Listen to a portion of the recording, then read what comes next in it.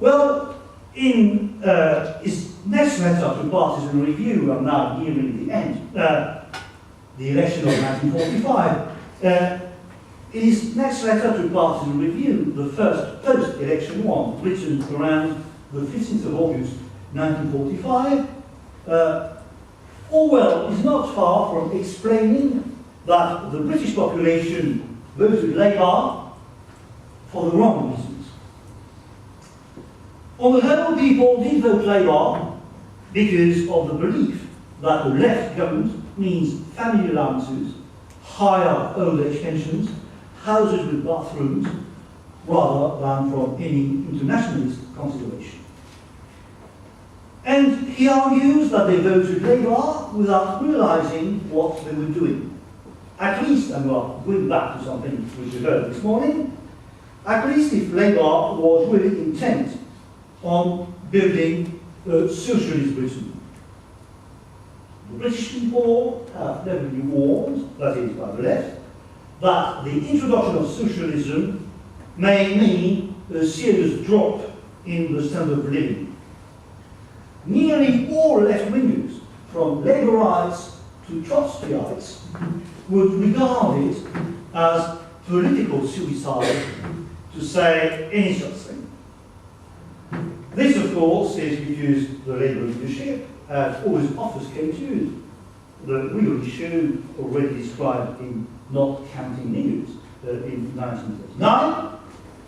Yet, in my opinion, it is probably true, at least in the case of a country like Britain, which is partly by exploiting the coloured peoples. To continue exploiting them is incompatible with the spirit of socialism, while to stop doing so would entail a difficult reconstruction period during which our own standard of living might fall catastrophically. But in the final paragraph of the letter, we have what could be interpreted as a sign of cautious hope. Heaven knows whether the government has any serious intention of introducing socialism. But if it has, I don't see what there is to stop it. So it can be argued that after constantly castigating Labour for its past timidity, Orwell placed some hope in it after the 1945 general election. After all, since revolution was clearly not an option in 1945 Britain, it was the lesser of two evils if one considered the Tory alternative.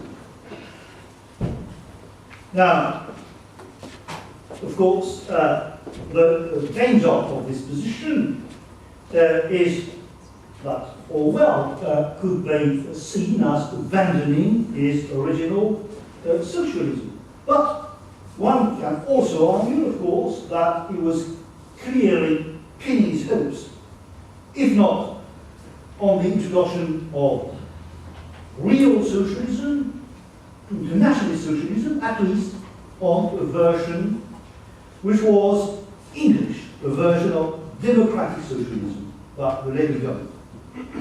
With the idea that, again, this was the lesser of two evils, this time not compared with the Conservatives, but compared with the Stalinists.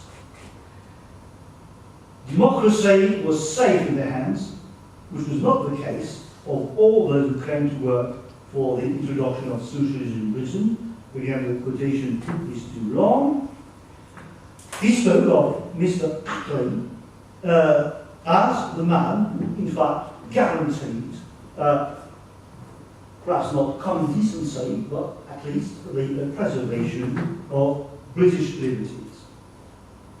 Well, of course, reading this evolution, this is my conclusion, reading this evolution towards the Labour leadership, one is reminded of Raymond Williams's temptation, which Williams has rejected, quote, "It would be easy to say that these different tendencies can be explained chronologically.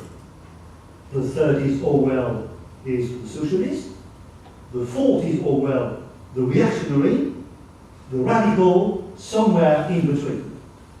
Well, Williams doesn't say what he means by the radical somewhere in between. Presumably, he means the war years. But Orwell probably rallied behind Labour's banner for want of a better alternative. And this, of course, does not make him a reactionary.